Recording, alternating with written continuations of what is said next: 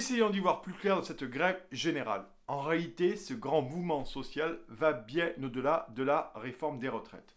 C'est en réalité un combat social entre deux France. D'une part, vous avez la France mondialisée, qui soutient Emmanuel Macron, celle qui bénéficie de la mondialisation, qui vit dans les grandes métropoles et qui prend l'avion pour à peu près tout et n'importe quoi. Cette élite kérosène dont parle Michel Onfray. Celle qui se sent puissante de son orgueil financier et qui en a oublié la France, la nation, la fraternité, mais également la justice sociale. Celle-là même aussi qui a insulté et haï durant des mois et des mois les Gilets jaunes. En face, vous avez la France périphérique, celle des Gilets jaunes, qui sent bien que les élites ne comptent plus sur elle, si ce n'est pour lui imposer une précarité encore plus grande.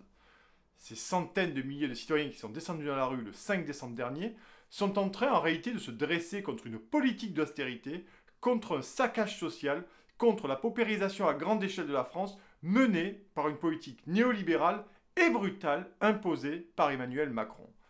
Pas de référendum, des pseudo-concertations, on se souvient tous du grand débat, et des contournements démocratiques permanents face à des Français qui ont fini par comprendre que leur souveraineté avait été volée.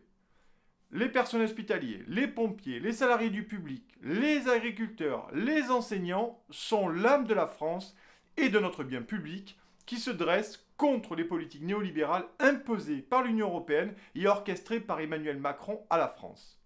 Car le chef de l'État ne reniera pas ses convictions sur l'autel de la démocratie et c'est bien cela le plus inquiétant. Car Bruxelles et sa toute-puissante Commission européenne veillent à ce que la mondialisation s'applique au peuple européen. Voilà ce qu'elle préconisait déjà l'année dernière dans une recommandation. Et je cite, « La France doit uniformiser progressivement les règles des différents régimes de retraite pour renforcer l'équité et la soutenabilité de ces régimes. Tout un programme, et ce n'est pas la peine de vous faire un dessin. » Alors oui, c'est un combat historique contre ce modèle de société néolibérale dont les Français ne veulent plus, car ils ont compris sa cruauté et son projet. En réalité, Emmanuel Macron sait très bien où il va, et il semble prêt à le faire en sacrifiant tout ce que les Français ont de plus cher, à savoir la liberté, l'égalité et la fraternité, pour les seuls intérêts de Bruxelles. Bye bye et vive la démocratie!